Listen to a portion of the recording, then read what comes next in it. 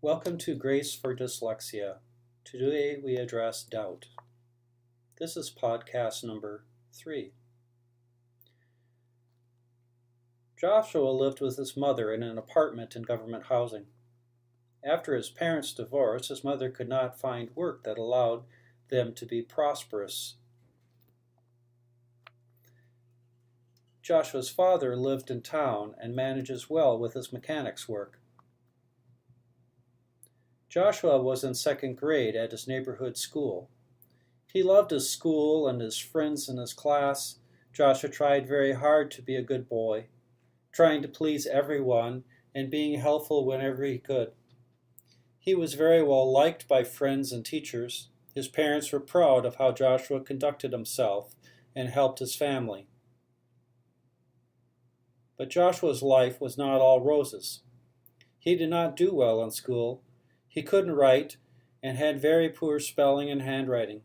Reading was a struggle, and Joshua avoided it at all costs because of his dyslexia. Now Joshua's parents saw their son from two different points of view. His mother saw her son struggling and did everything to get him help he needed at school and at home. His father, on the other hand, thought Joshua was pretending not to be able to do things. He wanted to fix the problem with discipline, rules, restrictions. Joshua, being only 7 years old, did not understand any of the differences his parents had. All he knew was he could not figure out how to read, spell, write like his classmates.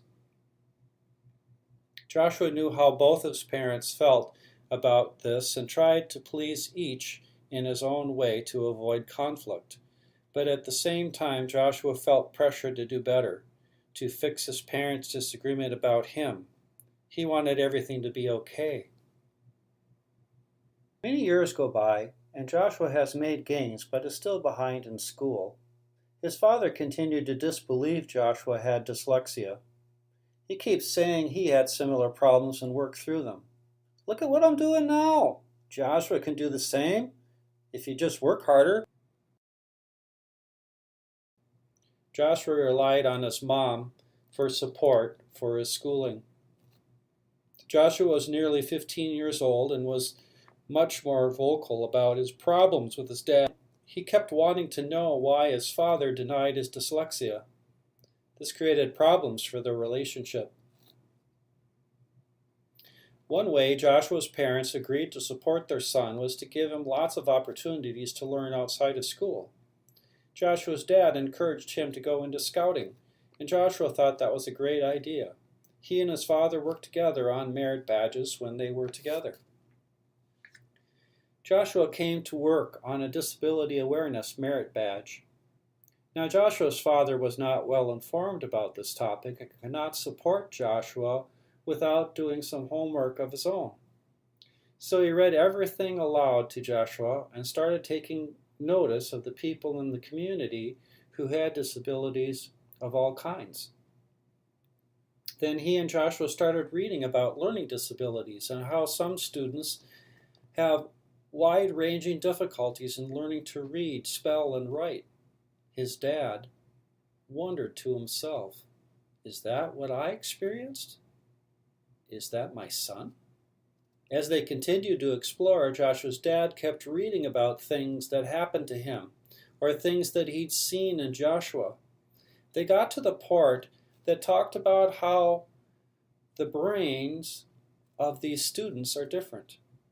And without proper help, these students cannot learn like other children. Joshua's father read this and swallowed hard. He choked back the emotions he did not want his son to see, embarrassed. When Joshua went back to his mother's after this visit, his dad was depressed and angry. He was angry at himself for blaming Joshua for not being better in school. He was depressed by what he had learned about himself as well. His father spent many days thinking about all he'd learned and what that meant for Joshua. He realized that Joshua was not in control of his weakness and needed help. He also realized his attitude was not helping Joshua at all. He finally picked up the phone and called his ex-wife, Joshua's mother, and bluntly asked her to tell him what had been tried with Joshua so far. Joshua's mother was floored. She didn't know what to think. Joshua had not said anything about working on a Disabilities Awareness Merit Badge. So this call came as a complete shock. She told Joshua's dad what was being done. She said that Joshua was making progress toward being at grade level, but things were moving slowly. Joshua's dad's next question was even more revealing. He said, "I've come to realize that Joshua's problems are like mine, but worse. I want to know what I can do to help." Joshua's mom had to sit down in order to respond to her ex-husband. "Why don't you come to the next conference at school and ask that question? Then we can talk about how we can help Joshua." At that conference, Joshua's dad looked everyone in the eye, then directly at his ex-wife and said, "I'm so sorry for my ignorance about Joshua's learning differences. I have so much to learn, but more important, how can I help my son?" Joshua's parents were given several things to work on with Joshua. His dad realized that some of what he and Joshua had done for some of his merit badges was very similar. So his dad started to modify how he helped Joshua with scouting. Joshua started coming home to his mom, reporting how much he'd learned with his dad. Mom followed suit and did similar things with Joshua in other areas. Joshua's self-confidence grew with knowledge of his dad's support. He made huge gains with his learning differences. Joshua came to deeply respect his dad once he was not a doubting Thomas about Joshua's dyslexia. Inspired by John 20:25.